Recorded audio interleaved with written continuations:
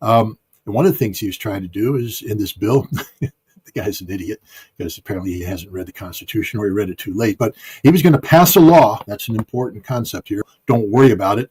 But other people are saying, no, it was a shouting match, an intimidation. And the Kirk left the meeting feeling intimidated, feeling that, if he didn't, line himself up with Israel, that for no reason or for a reason that violates constitutional rights. These cases have been tried and prevailed. There was a while back when the United States seized the passport of an activist who was traveling to the Soviet Union. How are they going to stop? How are we going to put an end to this? Yes, the Constitution gives us certain protections, and yes, it becomes obvious when Congress seeks to overstep the lines, as Brian Mast was seeking to do. But as long as we put people like Brian Mast into office, how the Zionists take control of the narrative. Charlie Kirk is barely put in the ground, and we got Ben Shapiro talking about how he's going to pick up the mantle of conservative Christianity and lead the charge. Movies, they do it through influence, they do it through hedge funds, they do it through academia. And the bottom line is they seize control of the narrative machine to make sure that the only message the American people hear is a pro-Israeli message. The good news is that Brian Mast, yes, that pro-Israeli representative from Florida, the former army soldier who lost 2 legs in a IED incident in Afghanistan, went on to recover, and then for some reason decided he was going to volunteer and go to Israel and serve as a volunteer in the Israeli Defense Force, serve another country, and then come back and run for Congress. And then after October 7th, 2023, had the gall, absolute gall, to put on an Israeli uniform in the people's house and call himself an American patriot. Yeah, that guy. He had been putting together a bill that, basically challenges free speech, seeks to punish people for speaking out against these Israeli crimes that are taking place in Gaza today. And one of the things he was trying to do is, in this bill, the guy's an idiot because apparently he hasn't read the Constitution or he read it too late, but he was going to pass a law. That's an important concept here that authorized the Secretary of State, that's Marco Rubio, to seize the passports of any U.S. citizen who spoke out against Israel or engaged in, conversations that could be deemed to be hateful by the Trump administration, by Marco Rubio himself. The First Amendment of the Constitution is quite clear. Congress shall pass no laws. That's a big one, Brian. Congress shall pass no laws that infringe on or abridge speech, right, of Americans or freedom of the press. Moreover, there's other laws that prevent the United States from arbitrarily denying people the right to travel, freedom of movement, that Marco Rubio cannot go and take your passport for no reason or for a reason that violates constitutional rights. These cases had been tried and prevailed. There was a while back when the United States seized the passport of an activist who was traveling to the Soviet Union, and for 10 years he fought to get his passport back. And finally, the Supreme Court of the United States said that the United States government can't do this. They had to return the passport, and they did. They tried it for a year with me, took my passport, got it back. This provision was dropped. This provision was dropped because it's so blatantly unconstitutional. So that's the good news. The bad news is there's still coercion taking place. What we're seeing right now is some reporting from Max Blumenthal and others. Candace Owens is talking about it, about apparent, pressure being placed on Charlie Kirk by Bill Ackman, a billionaire hedge fund manager, and others, because Charlie Kirk started to speak out against now, we're getting 2 narratives. And Ackman's coming out and say, nah, that's not what happened. Everything was hunky-dory, holding hands, singing Kumbaya, all friendly old Charlies a good friend of Israel. Don't worry about it. But other people are saying, no, it was a shouting match and intimidation that Kirk left the meeting feeling intimidated, feeling that, if he didn't, line himself up with Israel, that he could lose funding, and he could feel threatened in other ways. Tucker Carlson has spoken about pressure being placed on him the same way. So is Megyn Kelly, another right-wing or conservative talk show host who says that she too has been pressured by the pro-Israeli lobby to conform or lose money or be deplatformed or worse. Look, this is a story, it's oldest time. I was given a $6 million bribe offer by Paul Wolfowitz, of all people, a huge part of the pro-Israeli lobby. All I had to do was say Saddam Hussein had weapons of mass destruction and Israel is great. And I had guaranteed employment, guaranteed book contracts, guaranteed speaking engagements, the whole works. I didn't do it. And gosh, you see what happened to me. So there are consequences to be paid by telling the Israeli lobby no. And how are they going to stop? How are we going to put an end to this? Yes, the Constitution gives us certain protections, and yes, it becomes obvious when Congress seeks to overstep the lines as Brian Mast was seeking to do. But as long as we put people like Brian Mast into office, we're going to be susceptible pressure.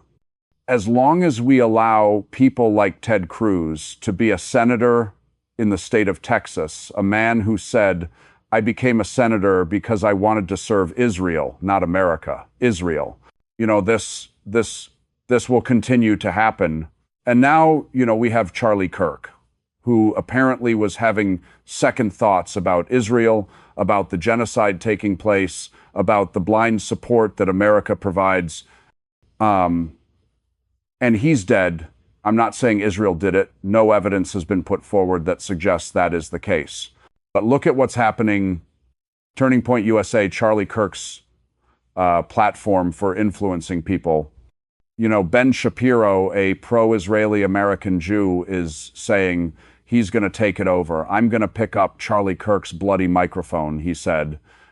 And apparently Ben Shapiro, a Jew who once said Jesus was a fraud, Jesus was a fake, is now going to go out there and preach the Christian ethic. Do you see what's happening here? You see what's happening? This is how the Zionists take control of the narrative. Charlie Kirk is barely put in the ground. And we got Ben Shapiro talking about how he's going to pick up the mantle of conservative Christianity and lead the charge. They charge where? Well, straight to the bank for Israel, apparently, because that's what the Zionist lobby does. This will continue until which time we, the people of the United States, put an end to it. I'm not promoting anti-Semitism at all. I'm not saying to do anything to restrict the right of American Jews to worship the way they want to. They have the same rights as Christians, Muslims, everybody. The Constitution gives people the freedom of religion. That same First Amendment, by the way, and everybody has a right to. And I believe that if anybody seeks to hold the American Jewish community accountable for what the Zionists are doing in Gaza, that this has to be stopped. And I will be the first to line up to protect my local synagogues or local Jewish community centers, to protect the rights of all Jewish Americans to live their lives in peace, to live their lives with the same freedoms that we all enjoy. This isn't about being anti-Jewish. This is about being anti-Zionist, about denying people like Ben Shapiro the ability to come in and capture, whatever vehicle of influence that exists. And in this case, the irony of a Jewish Zionist who hates Christians has come out and called them frauds, saying that he's going to pick up the bloody microphone of a right-wing Christian man and say, I'm going to lead this charge. I will do a better job of being a Christian than a Christian does. That's the ridiculousness of the Zionist platform, but It's what an island. They put pressure on people. They step in. They bring money. They bring influence. They blind people. They lull them into a false sense of complacency. They do it through the media. They do it through movies. They do it through influence. They do it through hedge funds. They do it through academia. And the bottom line is they seize control of the narrative machine to make sure that the only message the American people hear is a pro-Israeli message, which in this case means pro-genocide. Because there is an active, ongoing genocide taking place in Gaza today. It's not me saying it. The United Nations Human Rights Commission has come out and said it straight up. So the question is, what are we going to do about it? Don't be afraid. They can't take your passport. They can't put you in jail. You're protected by the Constitution. The only thing you have to fear is fear itself. So don't be afraid. Stand up. Do the right thing. Don't worry about being deplatformed. It's our job to deplatform the Zionists. So let's get to work. I think they've been trying to manipulate the Trump administration. And again, it's very difficult to get into the mind of Donald Trump. Here I go. I think he put himself in a trap. You know, the funny thing is, if you listen to Donald Trump long enough, you realize on some occasions he actually says the truth. I think the truth was that he thought it was going to be a hell of a lot easier to end this war than it turned out to be. And now he's just out of options, he's out of plans, and he's very frustrated. He recognizes that Russia's just not going to yield or be malleable. You know, he's not going to come in and form Russia. Russia has its point of view, and they're going to stick with it. So you can either tuck your tail in between your legs and run, which is a sign of weakness, or you can achieve the same result by appearing to be strong. You put forward conditions that can never be achieved. And then when they fail to be achieved, you say, well, if you're not serious, then we're out of here. You know, the conditions are, we're going to do this, that, and we're going to go 100% here, 50% there. We're taking it down. We're collapsing the Russian economy, but you got to do what we're doing, knowing full well that Europe can't do that. So you create the conditions for failure, but then when you pull the plug, as I believe the United States is going to do, you blame Europe and you cast the blame on Europe. And I think that's where we're at right now. I think Trump recognizes that there's no further he can go with Russia. And when it comes to the Ukraine conflict, there's a lot he wants to do with Russia that has nothing to do with Ukraine, but he can't get there until Ukraine is resolved. And so he's created this contradictory stance. You know, I want to be friends with Russia, but first I'm going to collapse their economy, kind of thing. Knowing that there's no chance of these statements becoming reality, and therefore giving him the out that he's actually looking for, which is to disentangle themselves from this conflict. Knowing Europe's incapable of standing on its own 2 feet by themselves, that if the United States fully disengages, Europe has no choice. And that's why you see all these games being played right now in Poland. These are the acts of desperate people trying to keep the United States locked in to try and shape events, shape a narrative that, will be sufficient to enrage this president so that he, continues to be engaged as opposed to the disengagement path that he appears to be on right now. Again, I'm always loaded to speak on behalf of Russia because I'm not Russian. But what I would say is this, that the Russians understand the political reality that exists in the United States, and they understand the limits of what Trump can say and can do, and they understand that a lot of what he's doing is an act of theater, and so they just ignore 99 of what he says. And that's what's going on right now.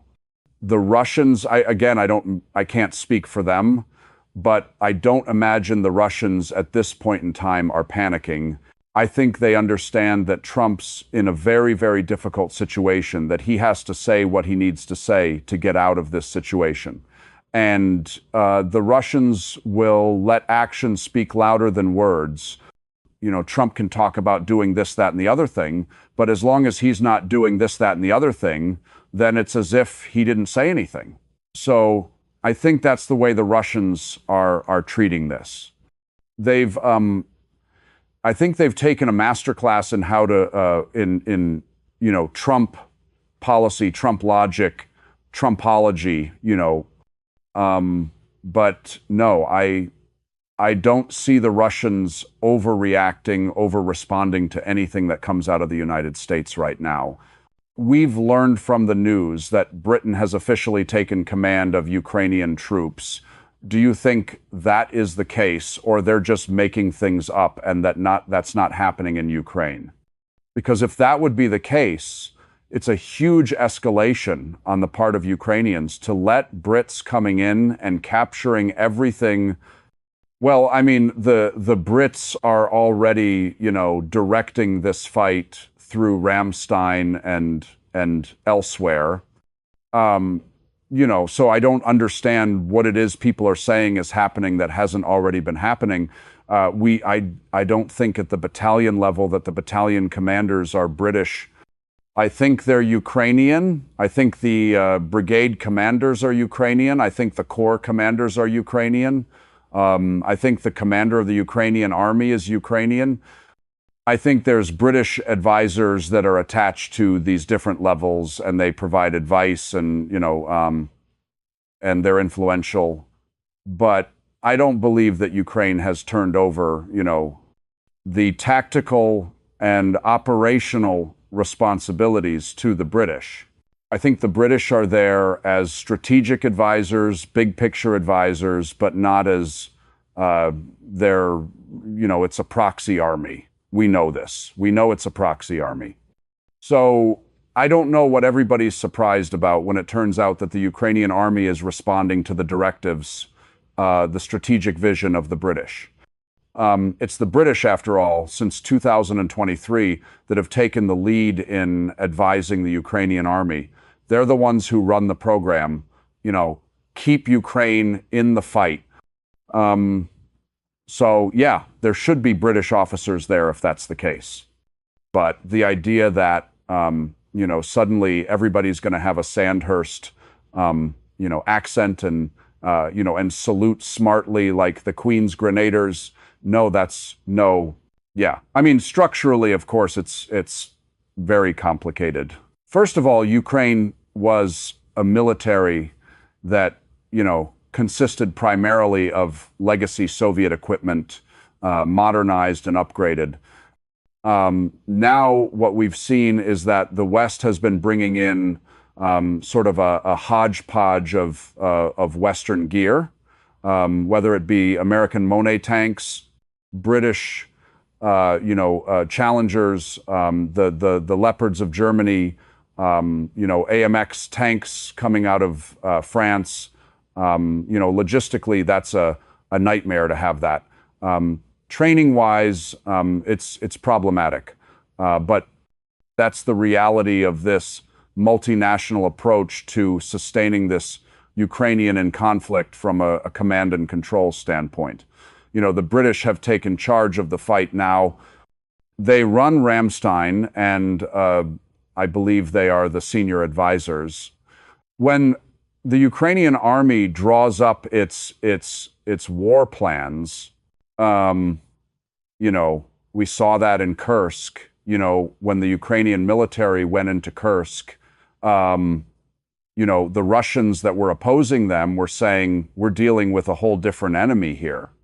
We're dealing with an enemy that's has full satellite integration, real-time intelligence, AI-generated decision points, coming in, new weapons, new tactics, new everything.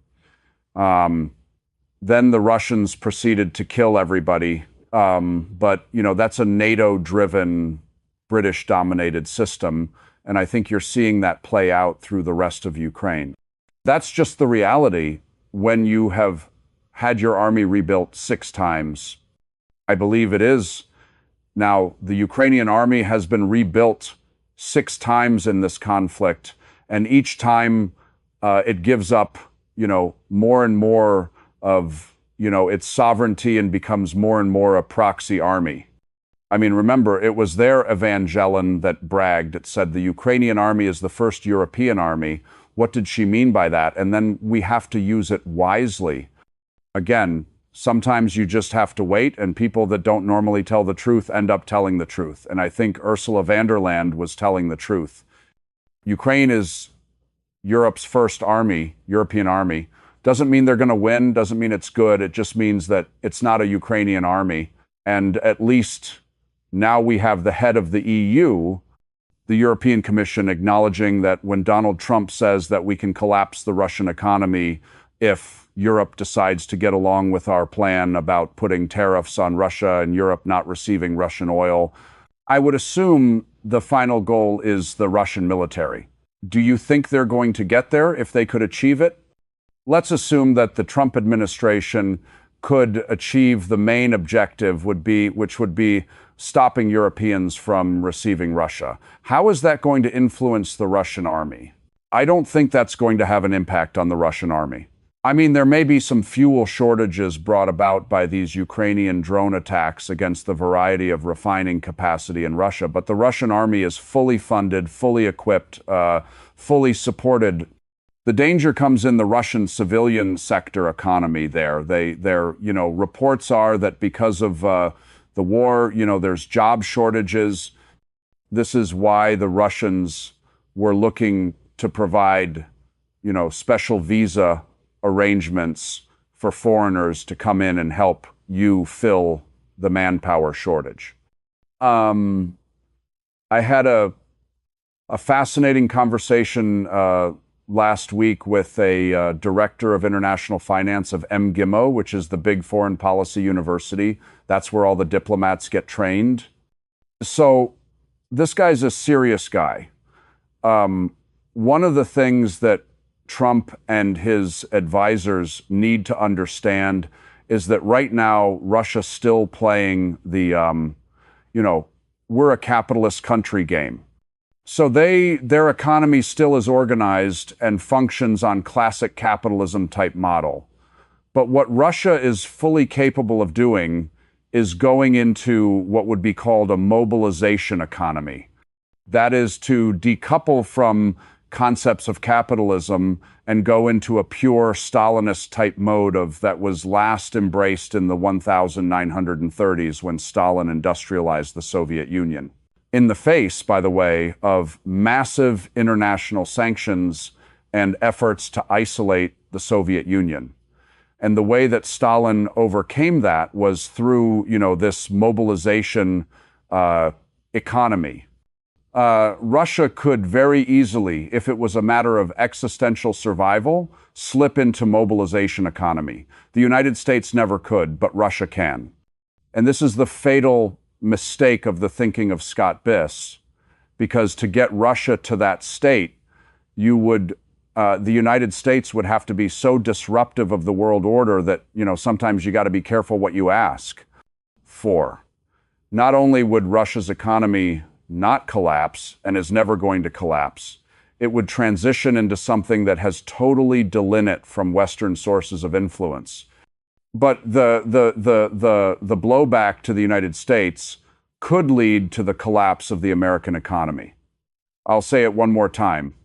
The Russian economy will never collapse because ultimately the Russians have the ability to transition into a Stalin-like mobilization economy. The American economy can't transition into that. And we will suffer blowback from trying to go after the Russians because in order to succeed, we're going to have to alienate relations with India, China. We're going to create massive disruptions. And the blowback to us could be fatal economically. So no, I don't think the Russian economy is in danger of collapsing anytime soon, if ever. I do believe that pressure can be exerted on the American economy that can be detrimental for our collective economic health. Again, I have to point out to people that my name is not Michael Hudson and I'm not an economist. So, I defer to smarter people than me on this one, but I will say this about the Russian economy. It has the capacity of going full stalling on the world.